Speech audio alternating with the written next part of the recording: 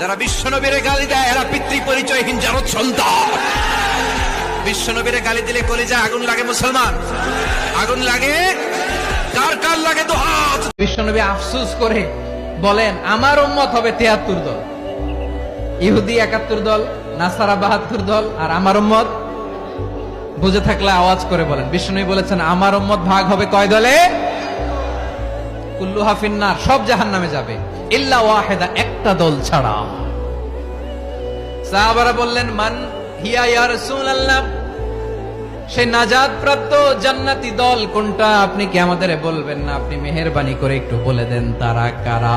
বিশ্বনবী বললেন মা আনা আলাইহি ওয়া আসহাবি, আমি এবং আমার সাহাবারা যেই মতের উপর, যেই পথের উপর আছে, এই মত এবং পথের উপর যারা থাকবে তারাই জান্নাতের দল হয়ে যাবে। শুধুমাত্র এই দোয়াটি একবার পড়েন, আল্লাহ তাআলা আপনার 90 বছরের গুনাহ মাফ করে দেবেন ইনশাআল্লাহ। আপনার 90 বছরের গুনাহ মাফ হয়ে যাবে যদি মাত্র এই দোয়াটি যদি একবার পড়তে পারেন। আপনার ভাগ্য খুলে যাবে, রিজিকে বরকত আসবে, মনের ন্যাক আশা পূরণ হবে, আল্লাহ আপনার সব দোয়া কবুল করে দিবেন।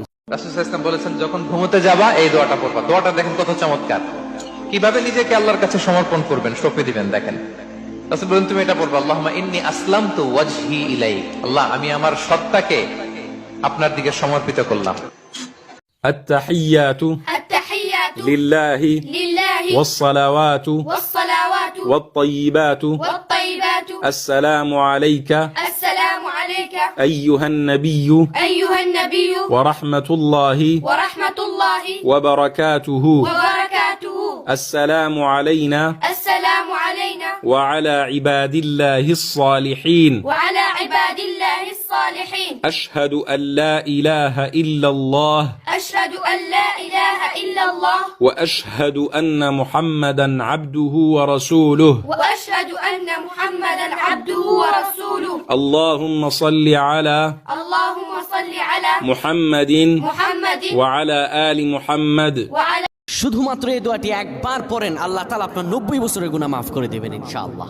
আপনার 90 বছরের গুনাহ মাফ হয়ে যাবে যদি মাত্র এই দোয়াটি যদি একবার পড়তে পারেন। আপনার ভাগ্য খুলে যাবে, রিজিকে বরকত আসবে, মনের ন্যাক আশা পূরণ হবে, আল্লাহ আপনার সব দোয়া কবুল করে। শুধুমাত্র এই দোয়াটি একবার পড়েন, আল্লাহ তাআলা আপনার 90 বছরের গুনাহ মাফ করে দেবেন ইনশাআল্লাহ।